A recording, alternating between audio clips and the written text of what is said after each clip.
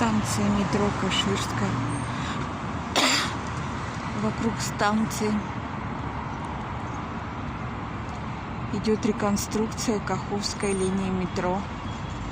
Работают краны. Все загорожено. Огорожено.